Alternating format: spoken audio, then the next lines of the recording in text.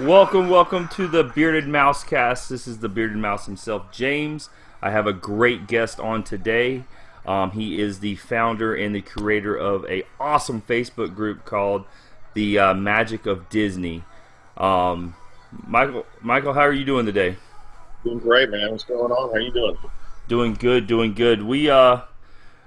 Today's show we're going to talk about some things that about the weekend we had or I had at Disney, and but I'm gonna start off the show by asking you, Michael, something I ask everybody that comes on the show. What is your number one magic moment that you can think of that you had at Disney World?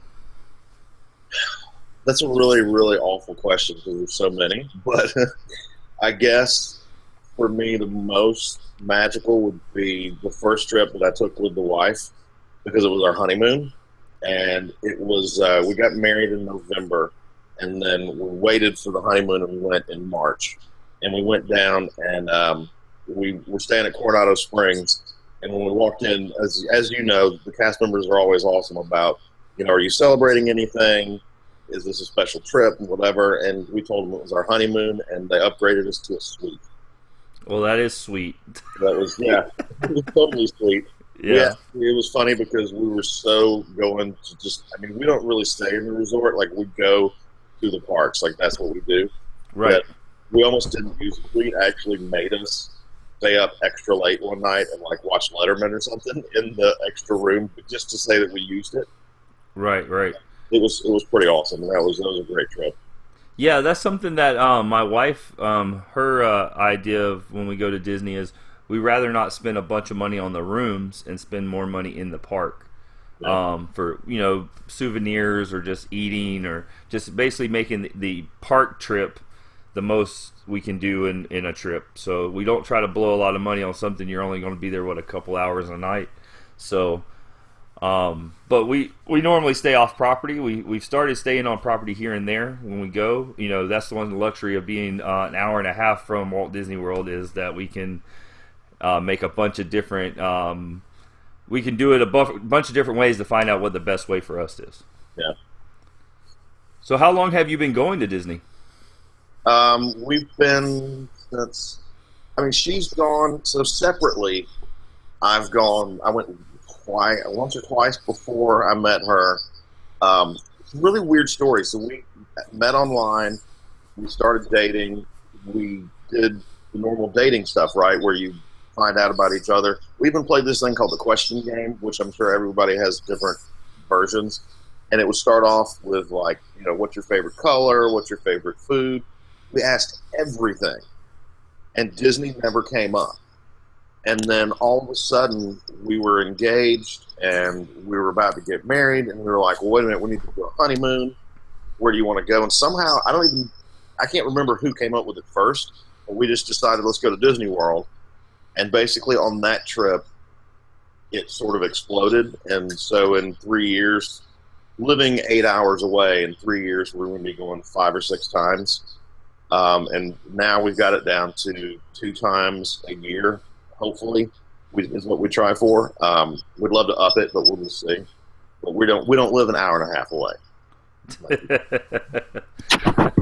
I know that's what that was one thing about Sunday. I work Monday night. I work nights, so Monday night is my first night of the week, and I try to get home on Sunday. And we were like, we can just go until about 1 o'clock and then roll to the house and be home before 6 o'clock at night. So, and it was pretty fun to do that. But I've noticed, like, this trip, I don't know if it's the weather or is that time of year, because it's really hard to basically predict what time of year is going to be slow. They say this time, or this date or this month is slower for normal, but it's never really slow at Magic Kingdom. It's always packed full of people. And I noticed personally this time around, we went to Orlando and did some charity work in the morning of Saturday, and then that night we went to Disney, and it was just like everything was smooth sailing from the bag check to walking to go scan our band to get into the Magic Kingdom. It's like every path we took was the right path to walk. I don't know if you ever had that experience before. Our honeymoon? our honeymoon was pretty easy. We went because we used a bunch of different places. 'Cause like you said, we've got different websites and people that say, "Oh, go this time, go in that time." Um, our honeymoon was in March, and that was pretty dead. Like that was the crowd levels were pretty low. Um, the trip before last was it it was in October. God, last year in October, oh my lord, it was 95 degrees on Halloween Day, and No, yeah. it was slammed. Like it was, there were so many people. So I don't know, man. It's we've had trips where everything was just cool, and but see, even on the last trip, like we got in because we go to Magic Kingdom and we go in at rope drop and go to the left, Right. go straight up to Adventureland and Frontierland. Excuse me. And when we did that, we got to Big Thunder Mountain, and it was a 10-minute wait. And the only reason it was a 10-minute wait is because it takes you 10 minutes to go through the queue. Like, Right. Yeah. Yeah. big. And we literally we did that back to back with the kid, and that was great. Well, that's one thing we were talking. I was talking about on last. I do the show bi-weekly, so last time we did the show, if you ever see an 18, like an 18-minute wait or a 20-minute wait on Haunted House, that's just a walk-on because it takes about that long to get through that little pre-queue and then get onto the ride. But yeah, we always go left too. We always go to Liberty Square or go into that area. That's just every time we've ever planned our trip. It's always, Jungle Book or Pirates of the Caribbean is all, or not Jungle Book, but the Jungle Cruise, Pirates of the Caribbean are always on our first things to do that of the day. And then we kind of work our way back to Peter Pan or It's a Small World, and then into Fantasyland. It's really hard to not take, for me. It's really hard to not try and take off running for Seven Dwarfs Mine Train. Right. Part of me kind of wants to do that just because I know the wait later in the day, and I'm just part of me goes, you know what? If I can get there soon enough, but I know I won't. Right. Right. See, I got to ride the Seven Dwarf one time, and it was kind of like it was another magic moment. We were going to the Bell story time experience with the kids, and we had a fast pass. And even with a fast pass, we were sitting there waiting for like 30 minutes for this show to start because they kept having problems with things, and we're sitting in line. 30 minutes rolls by, and I'm just like, this is the last thing we were going to do for the night. The kids are already wore out from a long day. We're there with family members, and it's like let's just call it a night, and we'll come back tomorrow and see what we can do tomorrow. And as we were leaving, one of the cast members was like, "Why are y'all leaving?" I'm like, "Well, we just had a fast pass, and we wanted to try to do this real quick and get out of here. It's taking a little longer. Don't worry about it. It's not your guys' fault." That's what we told the lady. We were like, "We're just going to leave. We're locals, so we're just going to leave and come back tomorrow." And the lady was like, "No, hold on. Let me do something for you." And she wrote on a piece of paper and handed it to us, and it was a fast pass for any ride we wanted to ride up to 10 people. Well, we only had 6 people with us, so we grabbed some random people to go with us on the ride, and we got to go straight to the front of the line on Seven Dwarf Mine Train and ride it it was like the first couple weeks it was open. Oh wow! But it is a good experience. I mean, the ride itself, the technology. Hopefully, again, next time I ride it, I just want to just look at the technology because I didn't even get to analyze everything inside there when I was riding it, and but that was the way it was for the new Frozen Ever After ride. We rope dropped that thing at Epcot, and it was like boom, we were there. 10-minute wait. The queue. When y'all do go, I know y'all are doing a little countdown. How many more days y'all have until you're here? 9 days. 9 days, probably the longest 9 days ever. Probably. But that Frozen ride is just completely awesome. The queue is on point. Nice. There's a part of the queue, even with fast passes. Well, we didn't have fast passes; we just walked on. But I don't know if you had fast passes. Do you skip this part of the queue? But you're walking through a queue, and you walk into the trader's shop. The hoo-hoo guy, woohoo. And as you're in there, there's a door behind his counter that has a TV screen for a window, and it's all fogged up, and he's in the sauna. and he like it's pretty neat, man. And then the way they have that thing, it's very interactive with the people. So when you say stuff to it, it says stuff back to you. The guy does, and just the way they have themed that whole queue and that whole ride, it doesn't look anything like the old ride, except for the boats are the same. Nice. So, but we learned that from, and we don't know if it was because of the marathon, because with the marathon going through Epcot that day, they were basically take you up to one point, rope you off in a box, let the marathon go in front of you, then they would divert the marathon runners to go behind you, then they would open up the rope and let you start walking again. And like I said, opening time was at 9 o'clock, and by 9:45 we rode the Frozen Ever After ride and did the Anna and Elsa meet and greet, both. Right. So I don't know if the little hustle is worth it, but I mean, by the time we were done, there was a line out all the way out to where the lake is for that ride. So yeah, I remember when like the first week that it opened, the line was like all the way from Norway to England. Like it was ridiculous.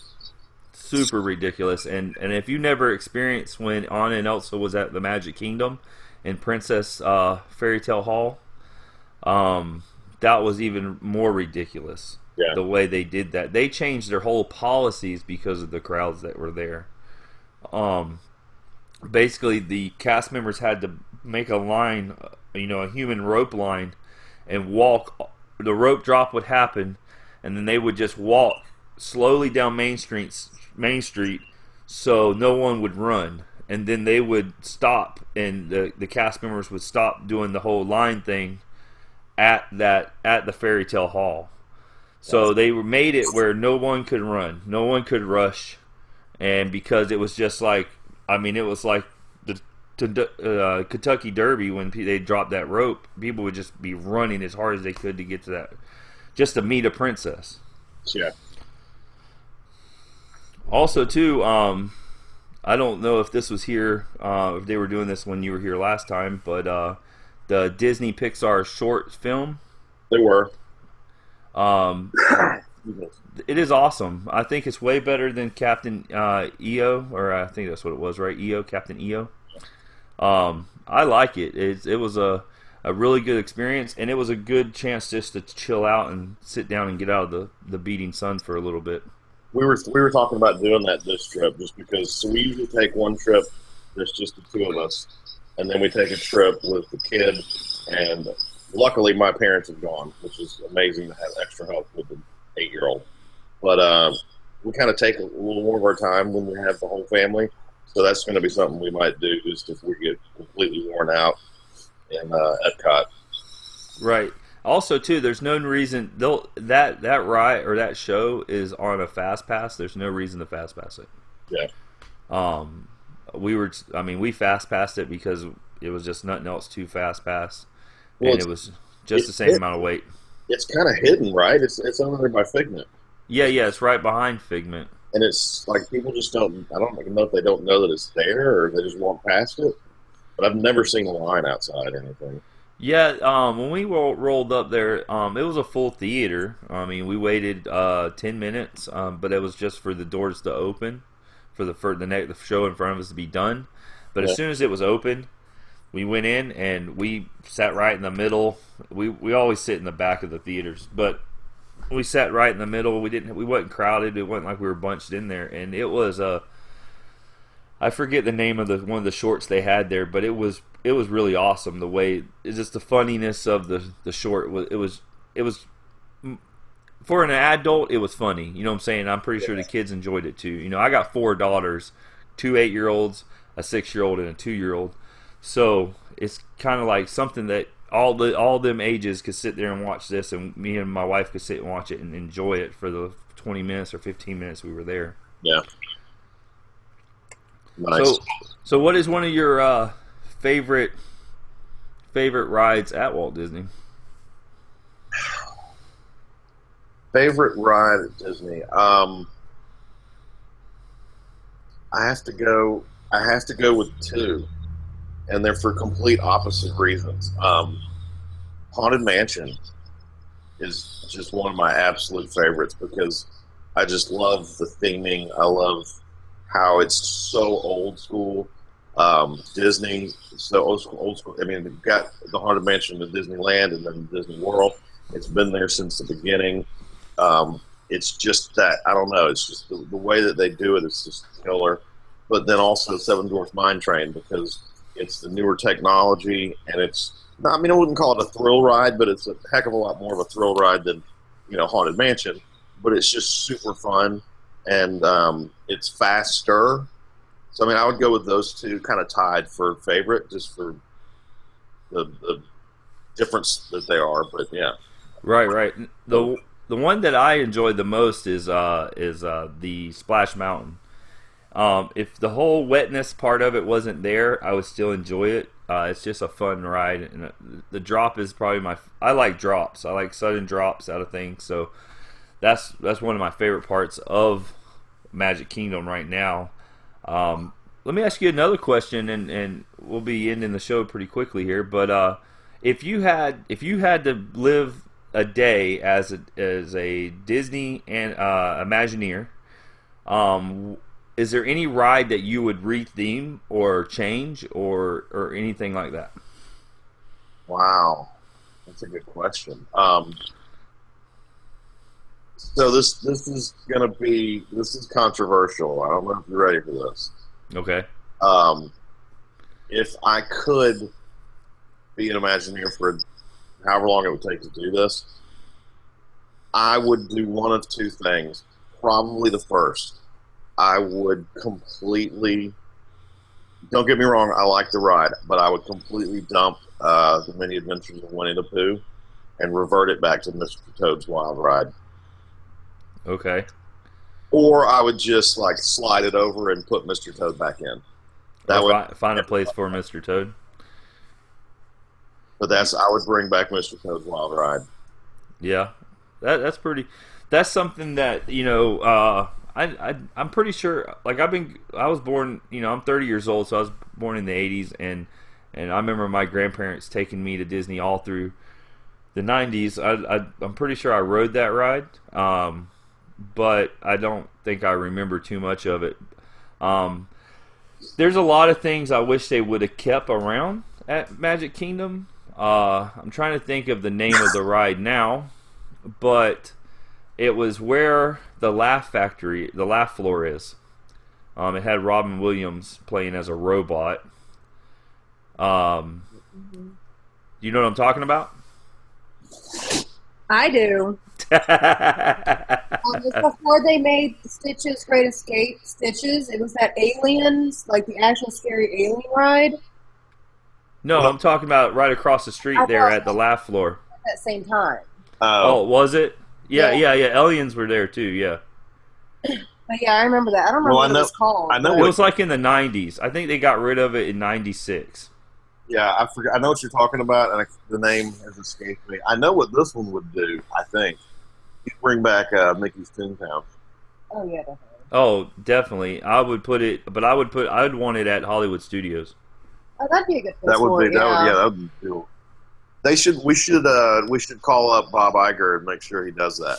Yeah, I'll set lunch with him tomorrow. Perfect, man. I'll do dinner when we're there. Yeah. But yeah, so that thing they had there at where the Laugh Factory was it was pretty cool. It was like they sent this little ball that had cameras all the way around it, so it was like first ever, it was like first generation 360 video, and it was like they sent you back in time to different eras, and you got to look around and see like you were there and back in time, and they brought you back to the future, and they accidentally brought someone back with them and had to get them back to the past, and it was this whole ordeal. And the robot was the voice of Robin Williams, or Robin Williams was the voice of the robot. So that would have been something that with him passing, that would have been something that that ride would have probably been really popular today. It was called the Timekeeper. There you go, the Timekeeper. It was, yeah, and they had the Circle Vision. Yeah, Circle Vision. Yeah, that was, yeah. I don't think I rode that, but I remember it being there. Yeah, right. and that would be really cool. Like when I don't remember what trip it was, but you mentioned Robin Williams. When we went the trip after he passed, we were standing on Main Street, and I had the kid on my shoulders, and we were watching Wishes, and it got to Genie, Now You're Free Right. part, and she and I lost it. And like, Yeah. my 8-year-old barely knows who Robin Williams was, and she just looked at us like, "What's wrong?" We were like, "Nothing. It's okay." Yeah. Yeah. Well, yeah, that would be killer to bring that, have that there. Yeah. The one thing that I would think that would be pretty awesome for Magic Kingdom is, I don't know if y'all agree, but I would get rid of the Stitch Great Escape. Oh, kill Oh it, yeah. kill it. That's And I would retheme it into Guardians of the Galaxy with the raccoon. That would be cool. I heard rumors about the gosh, no, baby, Stitch's Great Escape being the race car thing, Right. Wreck-It Ralph. Gotcha. Supposedly, there's going to be like, you put on your like virtual reality headset, and you go in there and you actually race like in the movie. That's just Yeah. a rumor that I heard. I think that'd be cool too. But I could go either way. Just get rid of Stitch, man. It's just awful. No, Stitch is very awful. Did you? I don't know if it was real, but I seen something on Facebook. Did you see that they changed that movie from them flying an airplane through after 9/11? Yeah, I saw that. Yeah, so I thought that was pretty weird. I don't think it's weird or whatever, but I think that was pretty crazy that they just like went in and changed the movie all around just for an event. Yeah. And but yeah, I'm not a big fan of Stitch. I think that's just pointless to even be there. I rode that ride one time, and it's like, y'all could have just left aliens here. I'd have been happy with that. Well, Aliens was actually scary. This is like stupid. Like, Well, I don't like chili dogs birthed in my face, so yeah, that too. so yeah. Well, I mean, hopefully when y'all come down, we can all meet up one day. Yeah, definitely. So, well, I appreciate you being on the show, and maybe hopefully you can jump on the show again sometime. And you have anything you want to say before the end of it? You should, like the man said, check out the Magic of Disney on Facebook. We're on Instagram, me, Nikki, and the music. She's Leslie Michelle Loves, and all of that stuff, man. Cool. Come join the group. Anybody that's in the group, definitely check out the Bearded Mouse Cast. Great stuff. And we will see you real soon, man. Thank you. Yeah, guys, also share this video if you get a chance. Give us a like, comment down at below. Tell us what you thought about the show. If you want us to talk about anything else or look up things in history and talk about that stuff, the history of Disney, just let us know, and we can always do that too. And with that, we're out. Peace.